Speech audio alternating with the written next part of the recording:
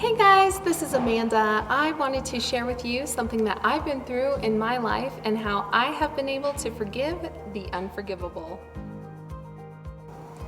The memories that I have from my dad are very scary. When you think of having a dad, most people think of someone who's there to protect you, someone who's there to hold you with their hands and not let you go or not let anything bad happen to you. But in my experience, that was completely different. The hands that were supposed to protect me would actually pick me up and throw me across the room into a wall. The hands that were supposed to stop bad things from happening to me were actually the cause of bad things happening to me. So I had this father figure who I thought was supposed to be my loving, caring dad, ended up being the dad who would use those hands that were supposed to be protective as something that would be angry and violent and eventually rape me. I remember the memory as it happened, but I don't remember it so much like I used to. It used to be this memory that I would see from the corner of a room way up high. Through therapy, I learned that the reason I saw it way up in the corner up high is because I had disassociated myself from my body while it was happening as kind of a way to protect myself. So what happened is I would see it and I could see it happening, but it wasn't so close to me to where it would freak me out. And then what happened is it was a way to protect myself.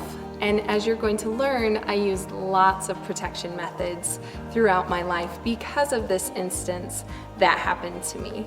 And so what happens is I have these memories, and these memories of my dad used to cause me to freeze. They used to cover me like a shadow. They also used to weigh me down just like cement, but not anymore. Not long after having that memory of the unforgivable sin, I have another memory. But this memory started a chain reaction. This memory I have is when I'm at a relative's house and I'm in a playroom. And the playroom has this amazing thing called a toy telephone.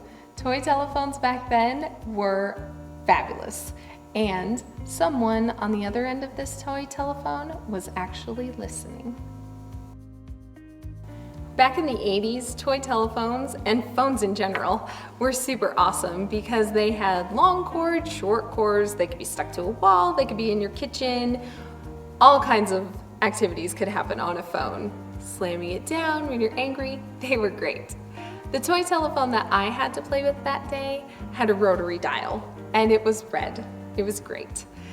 So I was talking on the phone, and while I was chit-chatting with, I'm not sure who, probably God, while I was chatting with him, my aunt happened to walk by the room that I was in, and she overheard what I was talking about on the phone. Who I was talking to, I was telling them the story that had happened to me of what my dad had done. She immediately went and got my mom and had my mom come into the room and talk to me about what I was talking about on the toy telephone. So I repeated the same story that I had just got done talking about on that toy telephone. And this is where the chain reaction happens. My mom, after she had heard my story, decided to confront my dad and his family regarding it. Let's just say by the end of this chit-chat that happened, truthful was not something that I was called. Keep in mind, 3 years old.